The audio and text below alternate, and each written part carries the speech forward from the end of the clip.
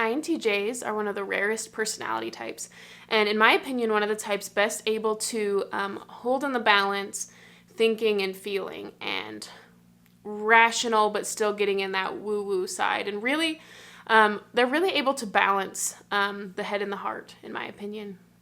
I'm sorry about my voice. We have smoke here, and it's been here for weeks, and it wasn't bothering my voice until now, and the smoke is starting to bother my voice, so I apologize.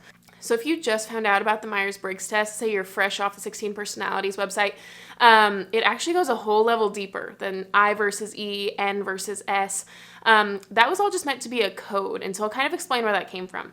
So in the early 1900s, Carl Jung coined what are called cognitive functions, and it's basically 8 ways that your cognition functions. And they're basically just 8 different ways that people view the world, perceive the world, make judgments, and make decisions. And since then, according to Dario Nardi's research, they've hooked people up to the EEG machine, and they find that certain personalities actually do use certain regions of the brain more often than other personality types do, and they kind of correspond to those cognitive functions that Carl Jung coined. So then later on, Myers and Briggs came along, and they said, okay, well, if you use this function and this function, we'll call you the ISFJ. If you use this function, we'll call you the ENTP. So it's all just meant to be a code, and I'll kind of explain what that code is now. So the middle 2 letters are kind of the meat of this code, the N and the T. And everyone's second letter is considered their perceiving letter. It's what information, when you're in an experience, it's what information you're keyed in on and interested in. And for INTJs, that's the intuitive information, which I'll explain in a little bit. Everyone's third letter is their judging letter. It's how you make judgments and how you make decisions. So it's saying, this is the criteria that I value. This is the criteria that I use to say, this decision is better than this decision. Different people use different criteria, and for INTJs, it's thinking criteria. So you'll notice you've got the words judger and perceiver there, and those correspond to your third letter. So if you're a J, it means you extrovert your judging letter, which in the case of the INTJ, that's their thinking letter. So that means that when they're making decisions, they're paying attention to external thinking metrics. They're paying attention to kind of the external logical criteria, not internally like some personality types do, but externally, like what works externally. And then since they extrovert their judging letter, that just automatically means they introvert their perceiving letter. So they're interested in their internal intuitions, which I'll describe more in a little bit. And what the I out front means is that you dominantly prioritize the introverted one and you secondarily prioritize the extroverted one. So that means INTJ's first cognitive function is introverted intuition, abbreviated NI, and their second cognitive function is extroverted thinking, abbreviated TE. But out of the 8 cognitive functions that Carl Jung coined, every personality dominantly uses 4, and in very specific ways. So the way you find out your third cognitive function is it's the direct opposite of your second cognitive function. So since INTJ's second cognitive function is extroverted thinking, the opposite of extroverted is introverted, the opposite of thinking is feeling, so introverted feeling is their third function. And extroverted thinking and introverted feeling are direct opposites, kind of like a yin-yang. They're called a polarity. And it's basically 2 opposing things that come together and complement each other. They're direct opposites, but together they make kind of a complete picture. And the way you find your fourth cognitive function is it's the direct opposite of your first cognitive function. So since INTJ's first cognitive function is introverted intuition, the opposite of introverted is extroverted, the opposite of intuition is sensing, so extroverted sensing is their fourth function. And just like with the second and third, the first and fourth are also like yin-yang. They're opposites that complement each other. And at times these 2 might be even opposing each other within your personality. But together, they give you kind of a balance. And these cognitive functions, we've got like introverted intuition, extroverted thinking. You can see that you have a mixture of both. Everyone has a mixture of introverted and extroverted functions.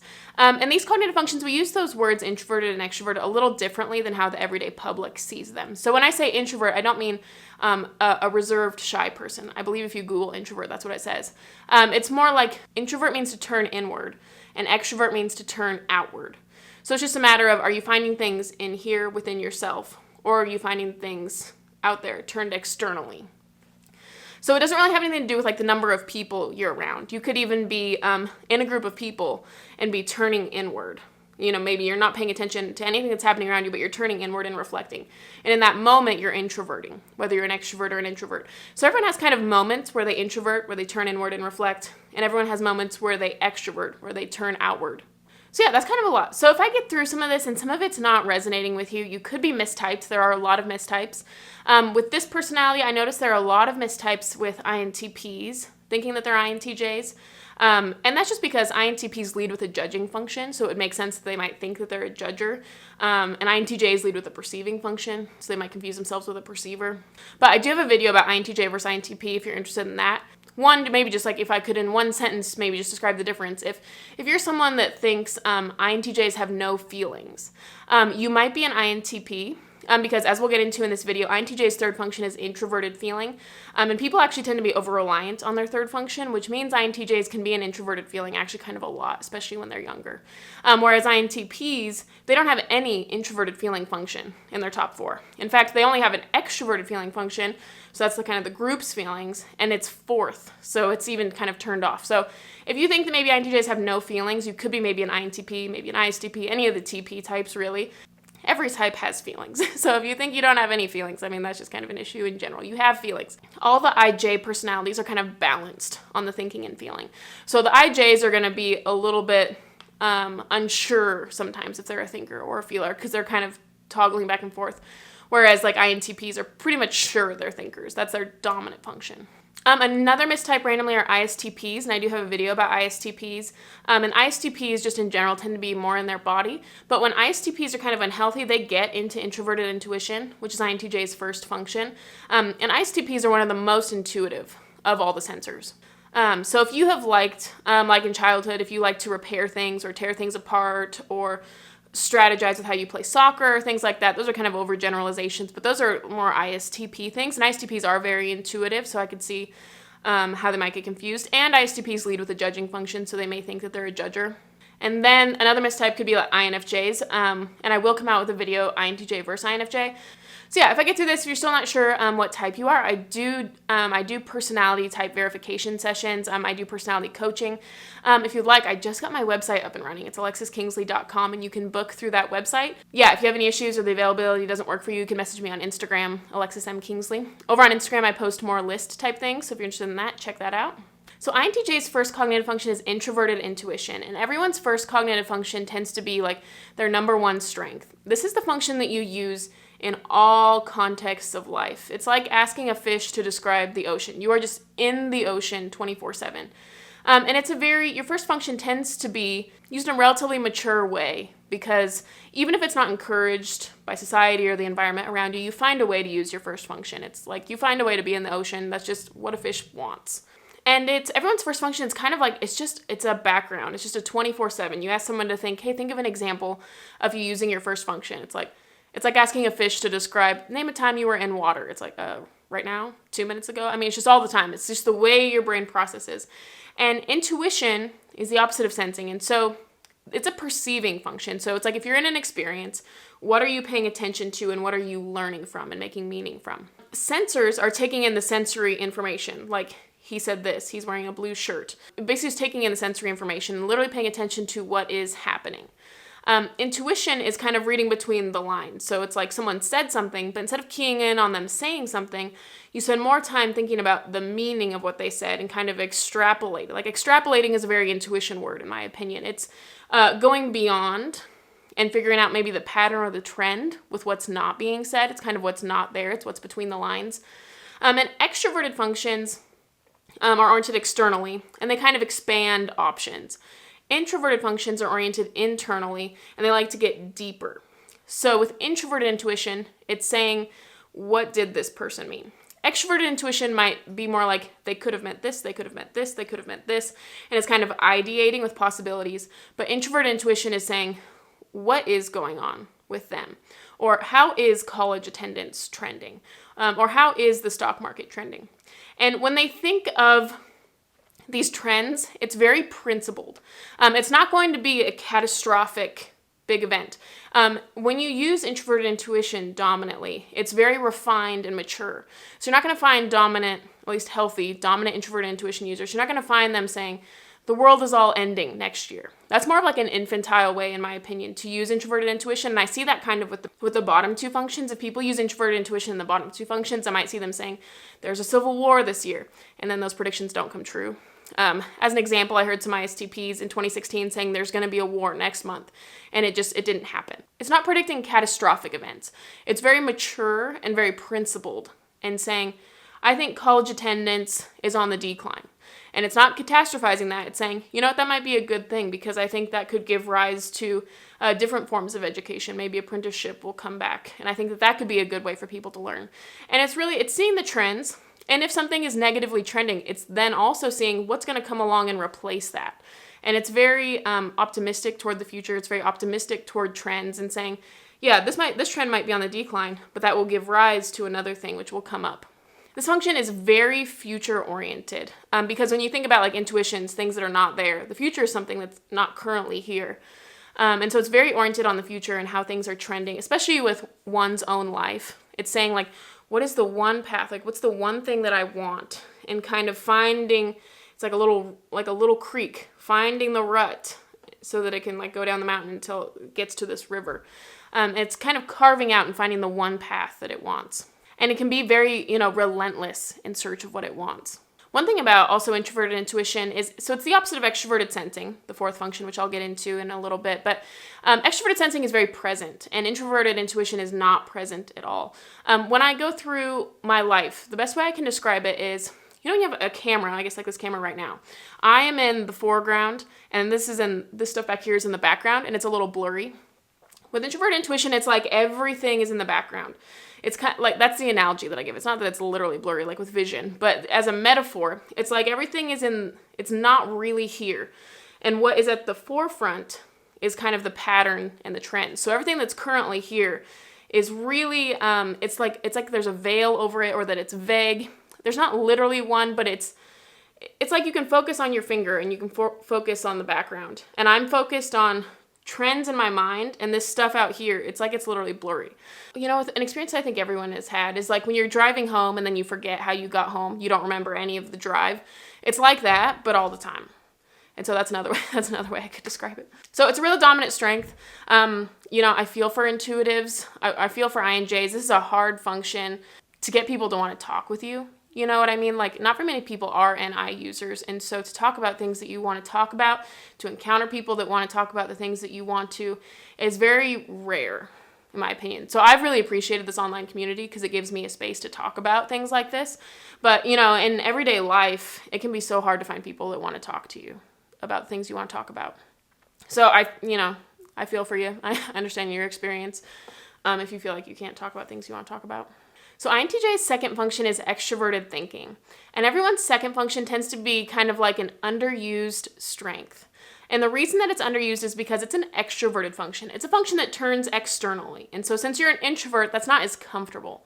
If you're in a indulgent mood, a pleasure-seeking mood, maybe a selfish mood, you just get very introverted because that's what's indulgent to you. That's kind of what's fun, to go introverted. That's kind of like the normal, the comfort zone, the pleasure-seeking. But if you want fulfillment in your life, and if you want to stretch yourself and go beyond your comfort zone, which you don't have to, you know what I mean? Like, you don't have to do this, but if you want a life bigger than what you've been doing, you have to get a little bit extroverted. And my advice for extroverts is the same. Extroverts got to get a little bit more introverted. And the analogies that I use is like introversion and extroversion are like food and water. And they're like food and water in that they're both needs. And they're both needs because they give you two different things.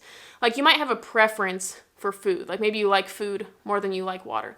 But at the end of the day, despite your preference, you need both because they're both needs. They both give you two different things. And that's the way that introversion and extroversion are. Extroversion gives you the impact. You can impact people externally. If you're only ever turning inward, you never impact people. You never turn outward and impact people. So what extroversion gives you is a sense of impact. You turn outward and you impact people. What introversion gives you is it gives you a depth and a sense of reflecting. You turn inward and you say, after all these experiences that I've gathered, which of those make most sense to me? And you can kind of reflect on them. But if you have too much extroversion, it makes people very busy, very scattered, the speed of a cheetah. They're moving way too fast. They're not really thinking about, what's important and what's really of value. If you're too introverted, you lose impact. You may become slothful. When you're in that introverted time, it's not that meaningful, deep, reflective introverted time. It's just kind of this pseudo sloth-like existence where maybe you're binging on Netflix. And when you look back on your life, you won't feel fulfilled that you really did anything. So I think it's just so important for people to get a little bit balanced on that front, to be deep and reflective and to have impact. And when you can really master both of those, that's when you get a really unique person that's pushing themselves beyond what is pleasure seeking. So the extroverted function for INTJs is extroverted thinking. And so this is one of the judgment functions, how you make decisions, how you say this decision is better than this decision. It tends to be kind of an underutilized strength for INTJs. And thinking means it's like a logical criteria. And logical criteria tends to work with numbers and metrics, I've noticed a lot of the time.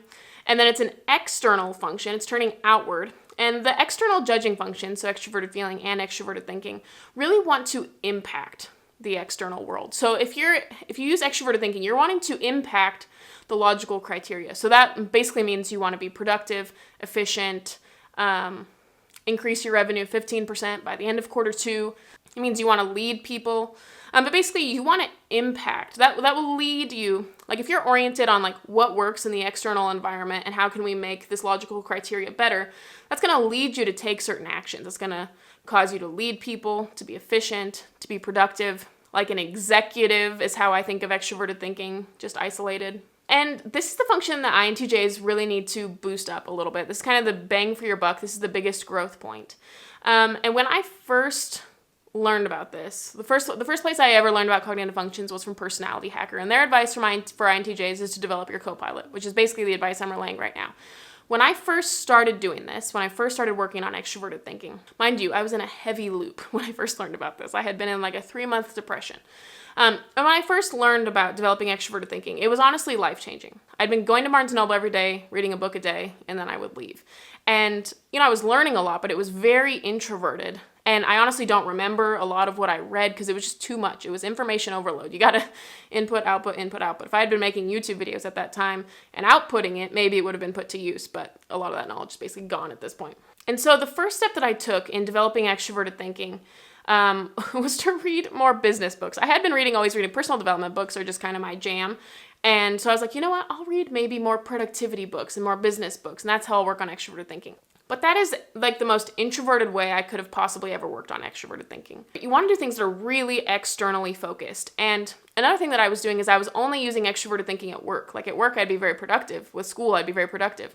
But as soon as I got home, that was all gone. As soon as I was with my friends, I wouldn't take charge. I wouldn't be decisive. We'd be like, where do you want to go? I'm like, I don't care. Where do you want to go? I don't care. And we're just very indecisive. And it gives a decisiveness. And so you have to use extroverted thinking, or I guess you don't have to, but in my opinion, it'll benefit you, benefits me, to use it in many contexts of your life. To use it at work, to use it at home, to use it with your friends, to use it with your pets, basically in every area of your life. How can you be more effective? How can things work better? How can you have more external impact? Weekly planning is a very efficient thing. It's where I align my long-term vision. So I will yearly plan, quarterly plan, monthly plan, weekly plan. You get the futuristic vision, and then you make sure that you write these things down so that they're happening along the way. So that's kind of like an NITE thing. If you've heard of the Eisenhower matrix, I think I have a video on it from way back. It's kind of like the urgent but not important, those quadrants, if you're familiar with that. Anyways, I have a video on it. I now have a quadrant 2 day. At the beginning of every week, I do quadrant 2 tasks just to make sure that I get them done. So that's how I finally got my website up and running, because it's something that's like not urgent, but it needed to happen. And if I hadn't gotten into extroverted thinking, this YouTube channel wouldn't exist. When I was in a loop, which I'll get to in a second, with introverted intuition, introverted feeling, I was very mopey, crying, depressed. Literally, I was just getting nothing done. And I would just, my way of like numbing out sort of, is I would just go to Barnes & Noble and read a book every day. And then I was also in a little bit of SE, and then I would go to McDonald's, then I would come home, and I would watch a commentary along with the movies that I had. So, like, not even like these amazing movies, but I would watch, like, the commentary of Mr. and Mrs. Smith and just all these, like, random, where you can hear, like, the director talk along with the movie. But this YouTube channel existing is really a testament to extroverted thinking and getting into action. I think a lot of times INTJs have these plans and these idealizations that they want to come true, but they don't put any action forth. The 2 extroverted functions are really what would create it and make it a reality, and not just this vision that you have in your head. And I think, a big reason why INTJs don't is because INTJs are actually a little sensitive with that introverted feeling function in the 3rd spot. They're quite sensitive. And especially like when I started this YouTube channel, I would get negative comments and it would just wreck me for a whole day. Introverted feeling would just fall apart. And it was this battle. Am I going to be an extroverted thinking or am I going to be an introverted feeling? And it really just went back and forth and it was this battle. Because, my videos, they're getting better. They're still not perfect. But especially at the time, the videos were not great. And so you're going to get a lot of negative feedback at first. Because I had this idealization. And when SE and TE come and create something, it's actually down here. Here's the idealization. Here's where I was. So I got a lot of negative feedback. And I could have thrown in the towel at that point, let FI run the show, just say, you know what, people, I could have blamed it on other people. I could have said, people just don't understand me. It's them, it's not me. But instead, I kept putting in the TE, SE work to get better and better. And I'm still on that. It's only been a year, so these videos still, I'm going to look back on these and be like, wow, this is not really that great. I'm still aspiring to get to that ideal. And I think you just have to put in the TE, SE work and not let your FI get in the way. And I think if INTJs are honest with themselves, the reason that they have been unproductive and slothful is because of pride, and they're worried about people criticizing them. So yeah, maybe I should just get into FI. INTJ's third function is introverted feeling, and everyone's third function tends to be an overutilized weakness, especially if you're in your teens and 20s. I think as people get older, they can do a better job at integrating this function. But, at least in my experience, like especially in your teens and 20s, your second and third function are opposites, and they're kind of like a light switch, in my opinion. And you can flip it up, and extroverted thinking is like the angel on your shoulder. You can flip it down, and introverted feeling is kind of like the devil on your shoulder. And when you're younger, they're flipping back and forth all the time. Those light switches on, off, on, off, on, off, on, off. And it's a strobing effect. It's really a battle for which one's going to win out, especially when you're younger. It really can give INTJs a strong sense of pride, or FI is about identity somewhat, so it's identifying with your creations. So then if someone criticizes your creations, you take it as a personal attack on you and your identity. Sometimes INTJs can misalign their argument with their identity, and so then if you were to lose an argument, that's an attack on your identity, because this will lead INTJs to sometimes make their arguments in a moral frame. And so then if someone beats you in an argument, it means you're an immoral person. I mean, it's an illogical frame. It's not logical. But feelings, and that's oriented internally. So you're turning inward to your feelings. That could be emotions. That could be your convictions, your beliefs. It could be what you're passionate about. In a good way, this gives INTJ a sense of passion. Like for me, I am passionate about people's potential and reality lining up. And that's kind of all my functions coming together. But it gives me a passion. Like I am passionate about this stuff. And that's a little bit where that comes from. But for me, at least in my experience, it most of the time shows up negatively. And in my experience, people's third and fourth function, especially when you're younger, tends to show up negatively. So it's less often for me about good emotions or good convictions. It's most often I'm feeling mopey, or I'm not in the mood to be productive. I'm not in the mood to clean my house. What this person said was wrong. And so it's always these negative convictions. Not really, sometimes positive convictions, but a lot of times that person's wrong, that's immoral, and it just gets up on this high horse. And it has made me historically very unproductive. It can lead to pride, it can lead to shame. Pride and shame are kind of two sides of the same coin, in my opinion. But it can really cause an issue with humility. Basically, you just have to learn true humility. And I think that's what extroverted thinking gives INTJs. Extroverted thinking and extroverted sensing. It's like you get out there and you put your stuff out into the world, and people will give you some real feedback. They'll give you some messaging. They'll say, wow, that YouTube video sucked. that audio was terrible. You uploaded it in the wrong resolution. The music in the video was too loud. We couldn't hear your voice. The graphics were distracting. You went on for too long. I got tons of bad feedback, and it's gotten less and less so as time has gone on, but the feedback was bad. And so it gives a sense of humility. It's like, you know what? It's kind of like the Dunning-Kruger effect. FI is like, wow, we're awesome. And that's because you're at the beginning. You haven't attempted anything yet. And it's easy to think you're awesome when you haven't attempted anything. So you attempt something, you're like, wow, I'm awesome with FI. And then as soon as you with TE and SE attempt something, you're like, oh, shoot, wow, I'm actually not that great. Making a YouTube video is more difficult than I thought when I was sitting back in my ivory tower. And then you begin the uphill climb with TE and SE of actually making your potential and your reality to line up. Because introverted functions are really high potential energy. And then the extroverted functions are the actual kinetic energy, the actual what's happening. So it's important to make those line up. So this is a function that for INTJs, I would just say, if you're young, this is just a no-go. That's what I did, at least. It does give you passion, and it kind of takes the passion out of your life. You completely get rid of it. But for the most part, it just gave me depression, moping, unproductivity, slothfulness.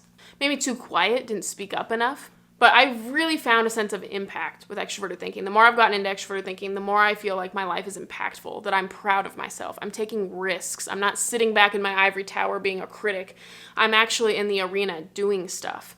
And I find that the most critical people are the ones who are not out there doing it. I don't respect the critics. I don't respect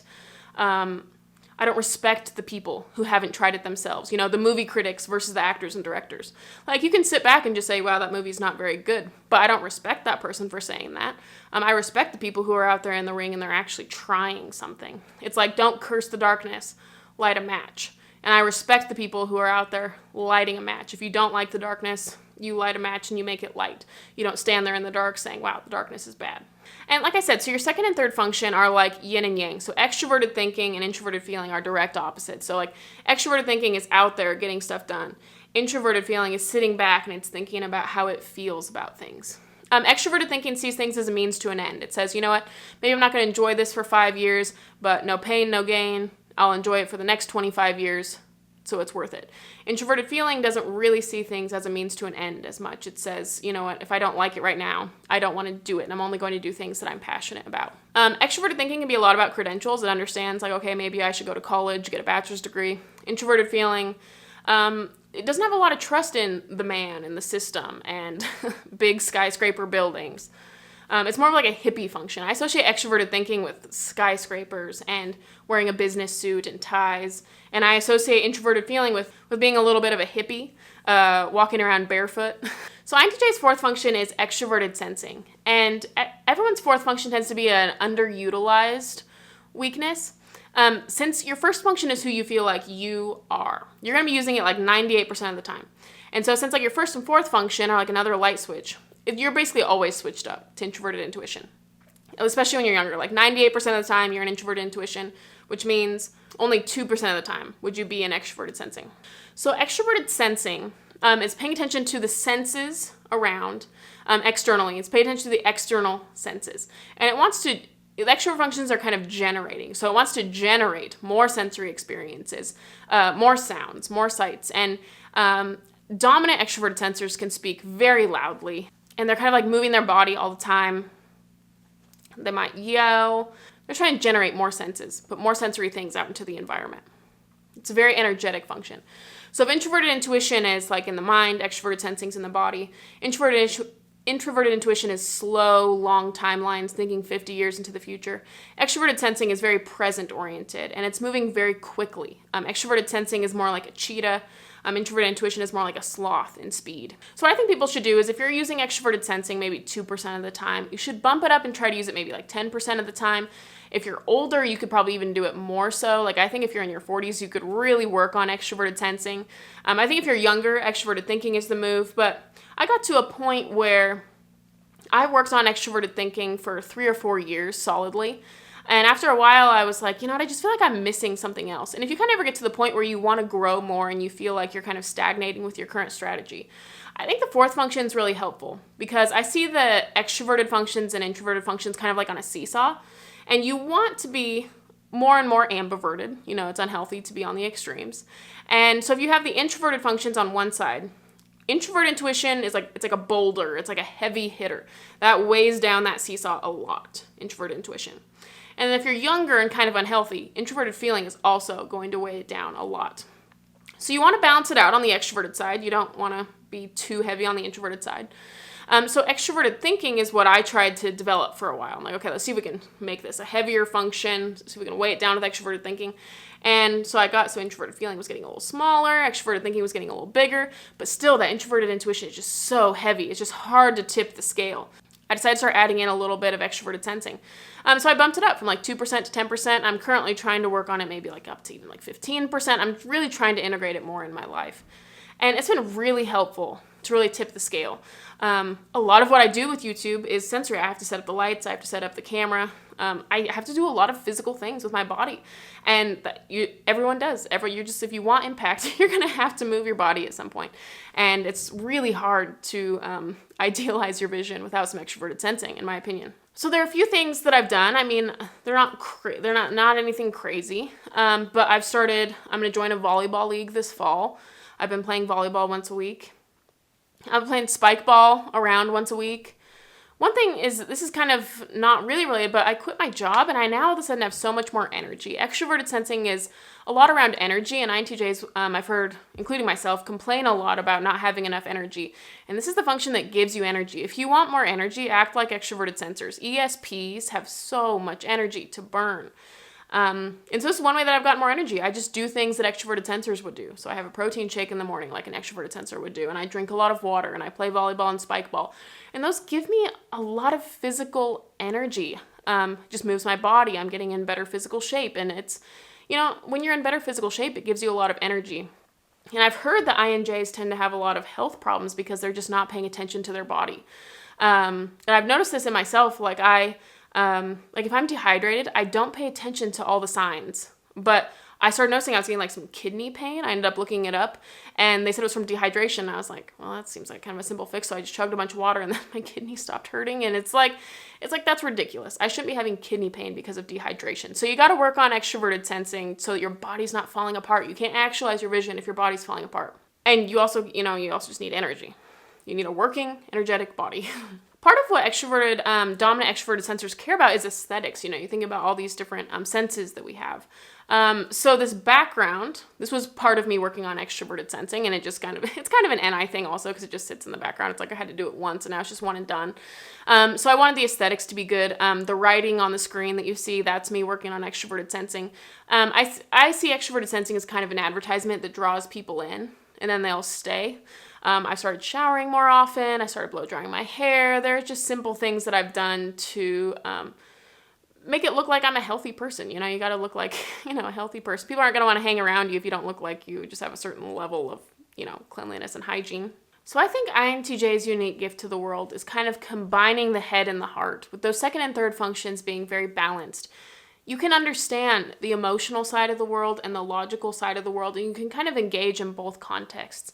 And I think INTJs can create personal development systems really well. Introverted intuition coupled with extroverted thinking is very oriented on personal development and the kind of future that it wants for itself. I think INTJ's unique gift to the world is just growth in general, continuous improvement and growth in themselves and in the people around them. I've never seen people so oriented around growing themselves than I have, the INTJs that I've met. And when you're focused on growing yourself for so long, eventually that creates a person who knows the strategies that work and the strategies that don't, and then they can help other people grow themselves.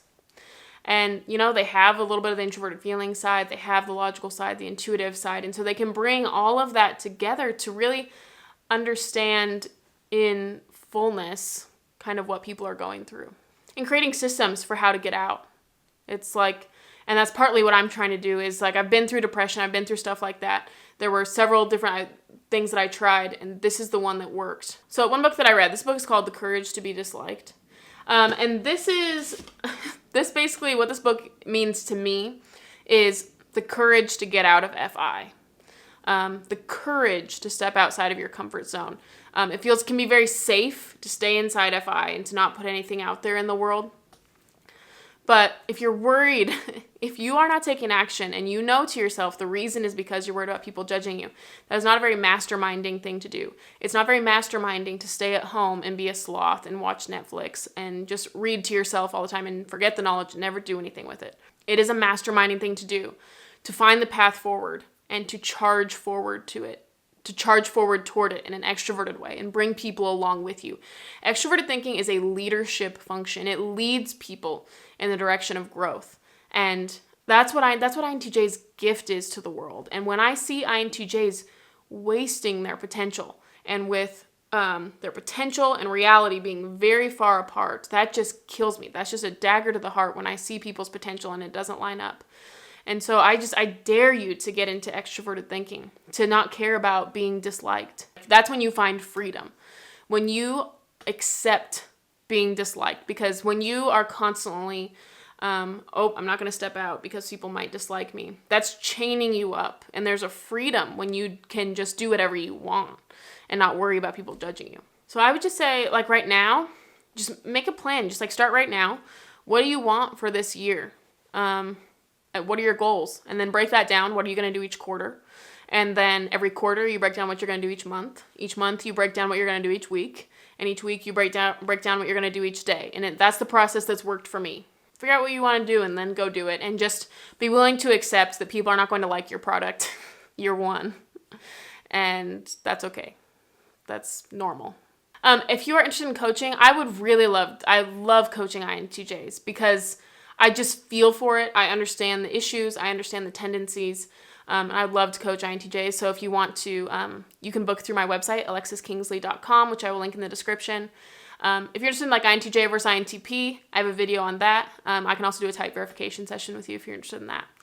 So yeah, thanks so much for watching. I have a Myers-Briggs 101 playlist as well if you're interested in kind of like more of this sort of stuff, more of like a deep dive. Yeah, thanks so much for watching. Bye.